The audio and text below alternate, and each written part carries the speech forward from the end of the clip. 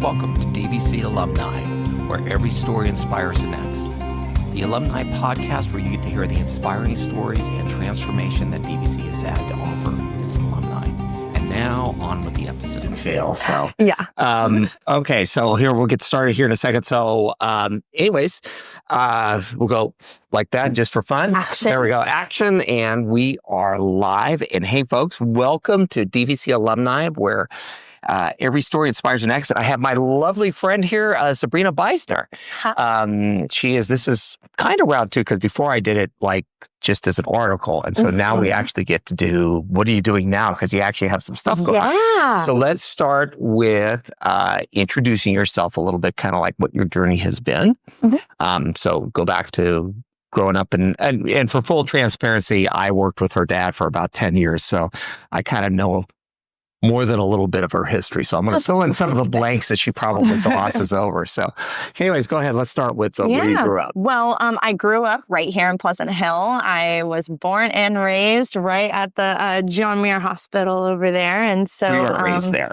Well, I wasn't raised at the hospital, no. I was I was born and raised in Pleasant Hill, though. And my dad actually even went to DVC when he was a kid, too. So I've known DVC since I was a kid. I mean, I learned how to drive in the parking lot out here. I have been here kind of my entire life. I've even started taking classes in high school here. I did my Spanish requirement for my high school credits here. So it's always just kind of been in my backyard, you know? And so from there, I always knew that I could always get credits here. I did end up going to East Bay, and guess what? DVC was right down the road to help me with my anatomy, my physiology. I think I even took psychology here and trigonometry. So a lot of courses for my bachelor's I took right here in-house at DVC, actually. Hey. So a couple of things, just because she just glossed all over stuff. And so we're going to get to it.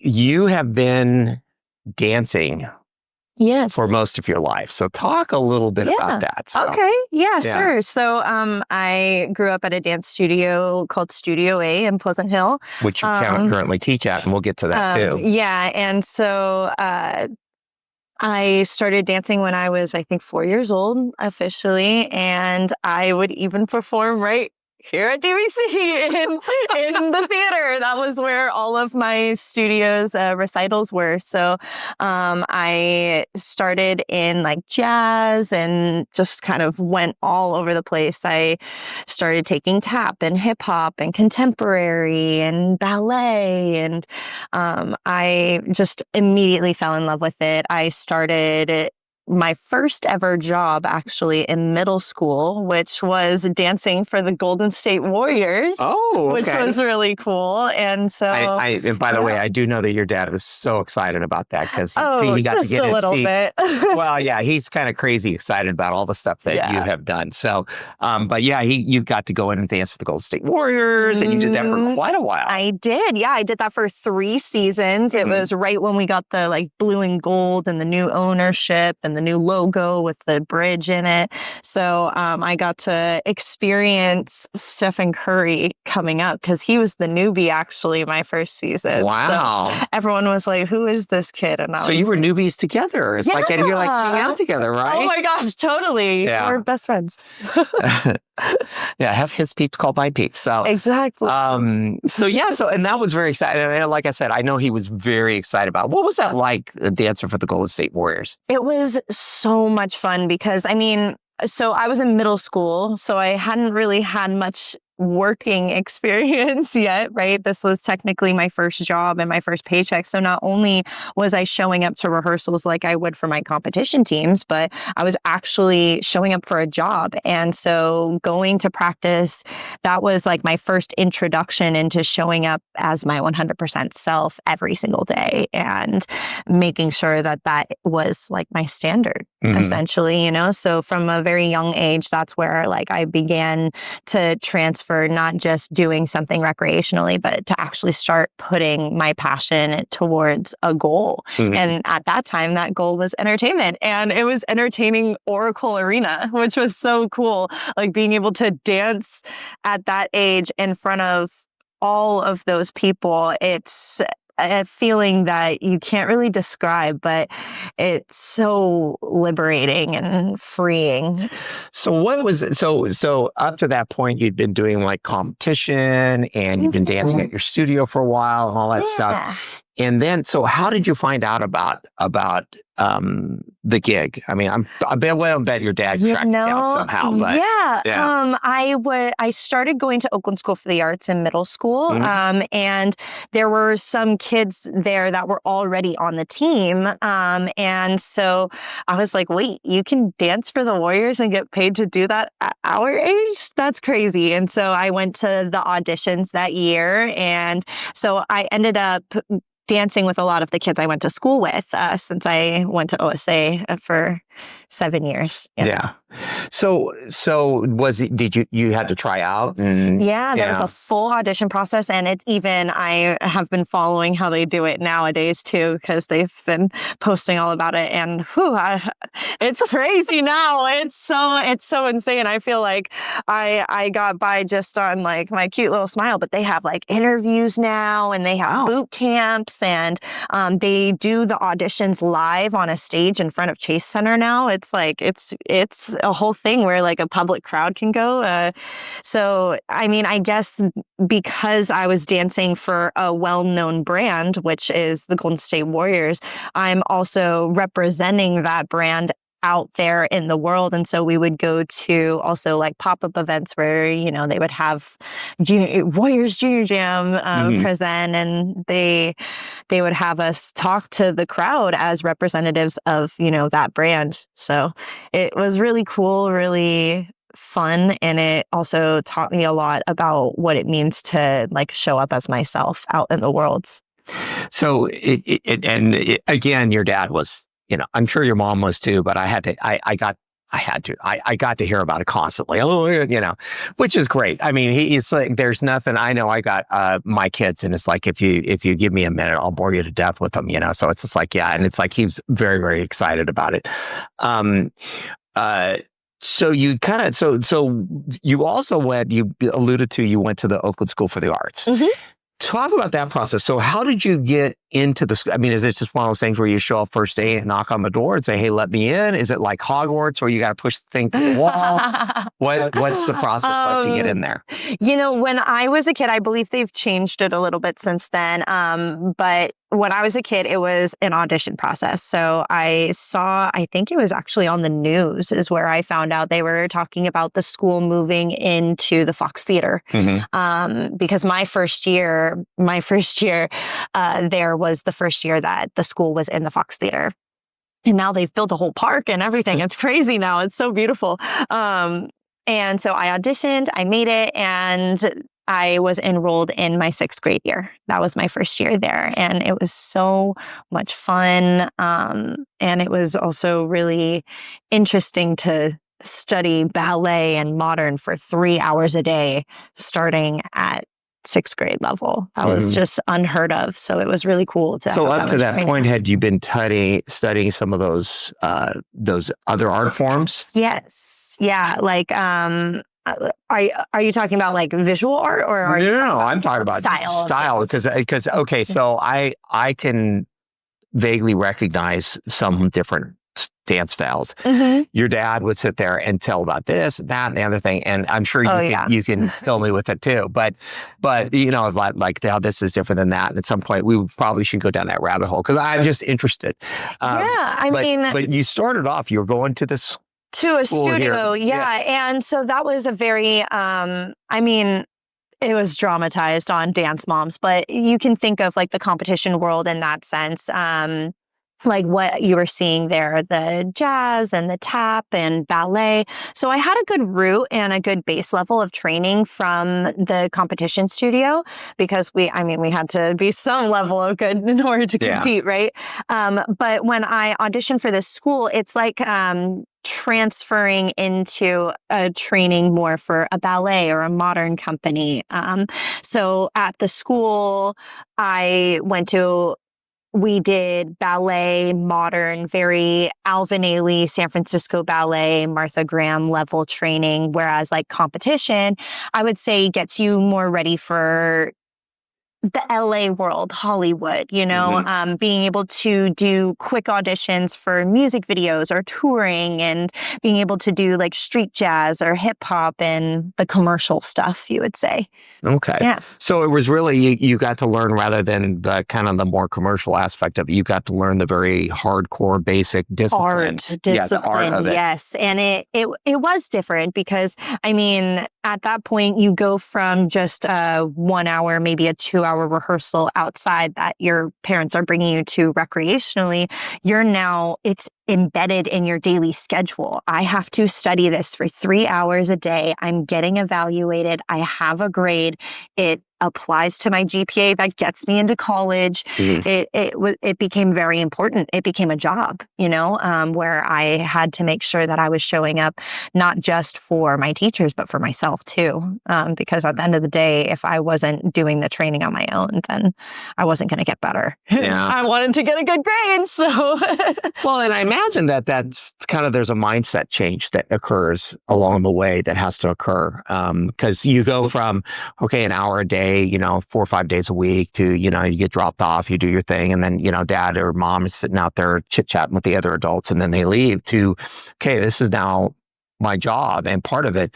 And you got to really love what you do to be able to kind of commit to that. And it probably shows that some of the kids probably weren't as committed. Yeah. There was only, I think, 4 of us in my graduating class that had started from 6th grade and finished completely. And there was 6 of us as seniors overall. And that was probably, I think, the biggest pool from the 6th grade up that the school had so far by the time we graduated. So it was really interesting to be like, hey, we're the last men standing. Good job. Like, we did it. And it was a lot of work. And not just physically, but emotionally too. Like, you're really finding yourself when you're just training that much and that hard in a discipline. And so it's a lot of looks in the mirrors, not just for ballet, looking at your lines, but also. Well, and anytime you've committed to something like that, especially at an early age, it's like, it's easy to kind of hit a brick wall. And so you got through most of that. I know one of your dad's very excited points, and I'm going to narc you out on this, is you got to dance with at one point, and this was towards the end of your high school career. Yes, I was 16. So I believe I was getting ready to go into my senior year, I want to say. I don't remember the date exactly, but I was in my senior year because I broke my foot. And I danced with a broken foot that night. All right, let's back up a little bit. So let's back up. So talk about how you got this. So we haven't even told them what the opportunity is. So tell us what the opportunity was. So I danced with Janet Jackson as an extra in the Rhythm Nation for her tour. So she was on tour at this point for her new album. And at each city, she was hiring local dancers to fill in for the Rhythm Nation portion of her show. And so I had the opportunity because actually one of the dancers that I trained and grew up with was one of her main dancers. And so she was like, well, when we're in my hometown, I have dancers, trust. And so she hit up our team. And so we all showed ourselves in front of the choreographers and the casting directors, and they picked us and taught us the dance within like an hour. And we had like maybe 2 days to rehearse, I think.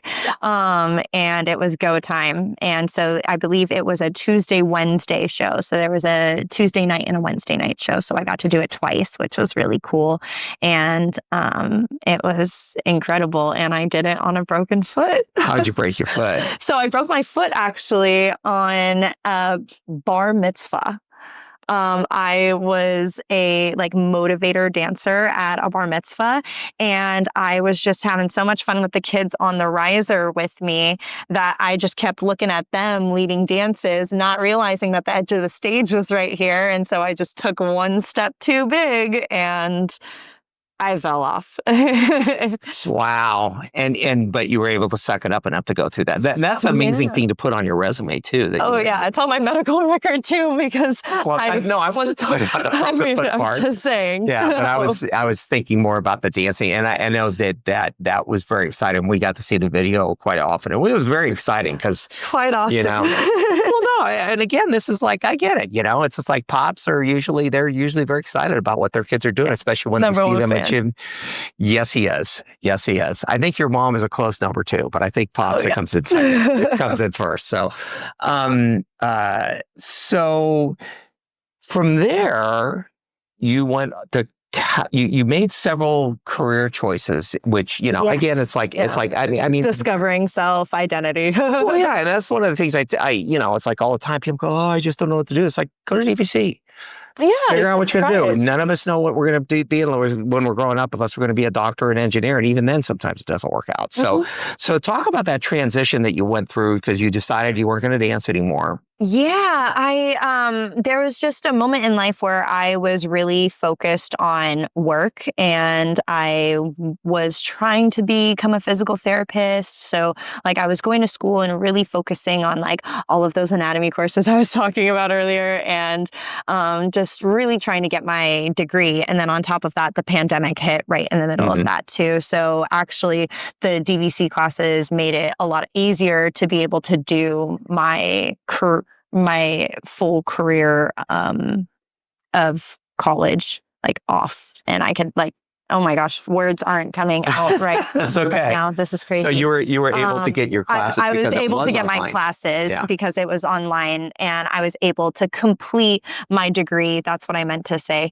Complete my degree without having to do an extra year because of the online portion. So I was able to complete that. And that's actually a story. It's versions of that is what I hear all the time about DVC. And that's one of the things I think where we have great programs in that it's it gets the things plugged in that you need to. So you're not going to school, paying for 6 years of school and getting a bachelor's, it's you can get, or even 5 years. I was able to get it done in 5 years. It was looking because of the pandemic, I was going to be 6, maybe even 7. But because I was able to plug and play with all of those classes, I was able to get it done on time and I didn't have to go back to campus.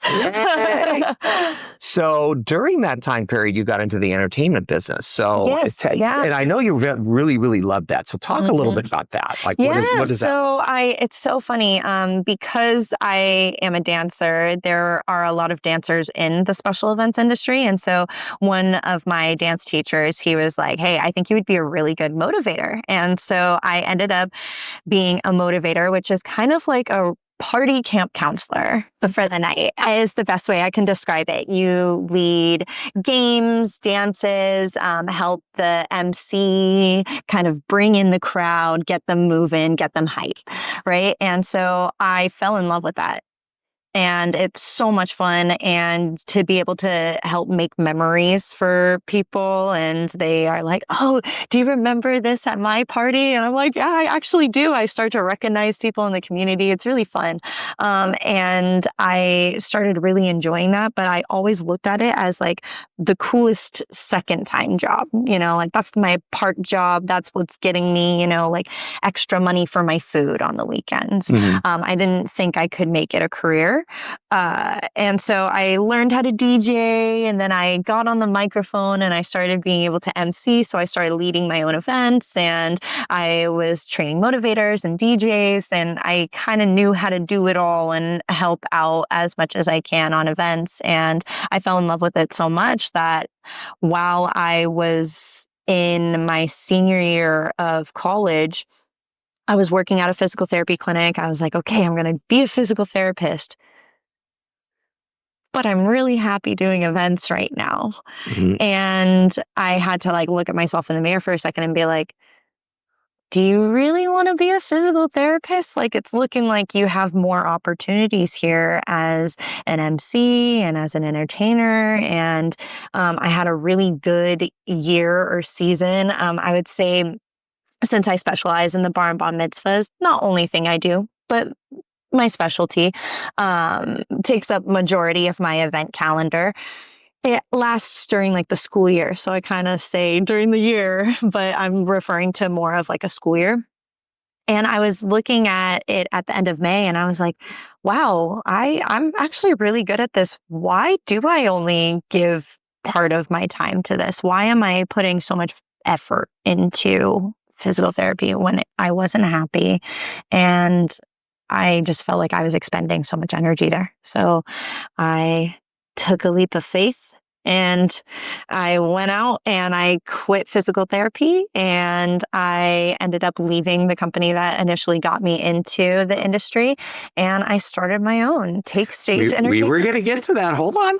So you've done the entertainment. So a little bit, I want to kind of talk on the self-reflection you did from, okay, I don't want to do physical therapy, you know, and again, I mean, I just spent like 5 years in college, like focusing on it. But I realized that it wasn't the only focus that my degree was in. I got a kinesiology degree. And so I started teaching dance during the end of my college time too. And I realized that I could take everything that I learned in my classes and actually put it on my students so that we can prevent injury and so that we can optimize their training. And like when I'm looking at different types of skills, I'm like, oh, you know what? The kid probably can't do that because they haven't developed that motor skill yet, you know? So it actually ended up being really helpful in that sense. And I don't feel like my degree is really wasted. It's not wasted. Were you still continuing to teach dance during this whole time, or was that something you kind of walked away from and then came back? Yeah, I walked away from it my freshman year of college, really, because I really wanted to go on the physical therapy route. You ran out of time. And I ran out of time, exactly. So I started teaching again in 2023 at a dance studio called Lisa Performing Arts in Fremont. And I fell in love with it again. It kind of helped me fall in love with dance again too. And it made me want to start training again. So I started training again as well. And now I'm competing again myself. And so that's really fun. And it's been really helpful to kind of rediscover how I want to be not only as a student, but also now as a teacher and a leader. So it's really exciting. That is really exciting. You didn't tell me you were competing again. Oh my gosh. So, okay. So, yeah. I've done 2 competitions this year now, and we won first at World of Dance, and then we won third at Body Rock in San Diego. Wow. Okay. So really so you're exciting. All right, you're stepping up the game. So I am. So you got back into dance. The understanding anatomy definitely is paying off because now so much. So, well, and the thing is I think back to when I was coaching softball, which again, had I understood anatomy better, I probably could have been a better coach in that understanding. Because these were kids who are 12, 13, 14, understanding what their physical needs, and they were elite athletes. However, they also had limitations on what they could do. But so it's like I could see where that has really come in handy, and it sounds like you've really fallen back in love with that. I have, yeah. And it's fun too, after having competed, then to kind of pass that along to other folks. Yeah, and like I've noticed because I started teaching in 2023, but then I started competing again for myself and started training again for myself. December of last year, so almost a year now. And what I've noticed is ever since I've started training again and competing and putting myself in that, I've been able to teach a lot better. And I'm starting to learn more things that I'm like, ooh, that would be really helpful to teach my students on Monday. And it's been really fun to see their growth now because I can actually kind of see my growth with them. So it's really cool. And they're pushing me to do, I'm trying to learn how to do like a handless cartwheel right now, which is called an aerial. And that's all because of them. I'm like, you know what? I could do that too. So. Well, and we thought the other day when we were at coffee, you talked about that. And so when you get that done, get a video of it and we'll post it up on our... Okay. Yeah, because I'm very excited about that. So no pressure. Yeah, no pressure. Nobody's going to be watching. So you're teaching again, you're loving it, and you did the DJ thing for somebody else, and then you had the nerve to go out there and start your own gig. I know. Let's talk about how frightening that was and like what you've done to kind of step through that. It was definitely scary, and it still is scary. I feel a little delusional sometimes, but I say that if your dreams aren't delusional, then they're not big enough, right? So I started my own thing in August of this year of 2025, and it's called Take Stage Entertainment and Productions. Which there will be links to it down in the Yeah. And so we actually just had our first event on Sunday, which was exciting. I had 5 dancers along my side. We did a little 60s inspired flash mob, and it got great reviews from the client, and we're really excited about where we're going to branch off. Wow. Yeah. Okay. And so when your services, what is included in that? What's the menu look like? So we are an entertainment company for live events. So we have everything from MCs, DJs, motivator dancers. We have specialty dancers too. So like, let's say you wanted like a Polynesian dancer or a break dancer, you can book that through us. We also have dance teachers. We do specialty packages. So if you wanted a dance that's choreographed for your father-daughter dance or your quinceañera court dance, like we can do all of that under one roof.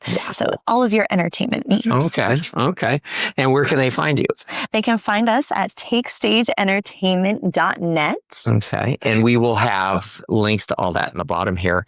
I'm actually very excited. So I'm looking forward to more stuff. You know, I think this has been so exciting. And you've only launched this 15 minutes ago and already you've got stuff going on. We got some events on the books. Our calendar is filling up quickly. So I'm excited. So again, we'll have links in this. And then because it's now recorded, you got to send me some stuff of your guys that I can throw into this. Oh, yes, of course. Yes. I have a lot of content now. So good. Yeah. Send me some content that'll be included in this. I'll figure out in my vast editing skills, which if you see my stuff is not very vast, but I'll figure out a way to make it work. And I'm very excited. And thank you for coming all the way in here. I'm so excited. And we'll keep working together and we'll have her on again. Yay! All right. Thanks a lot. Thank you, Charlie. You bet.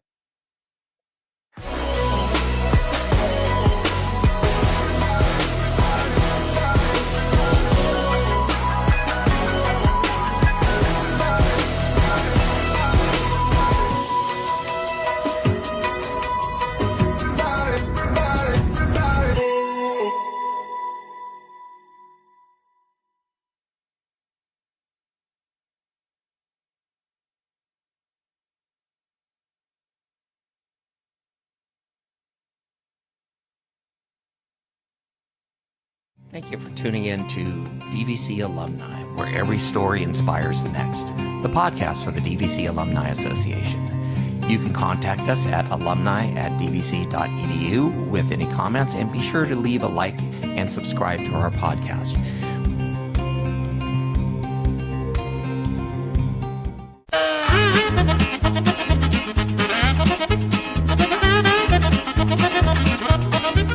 There we go. Figured it out. Believe it or not, it was operator error.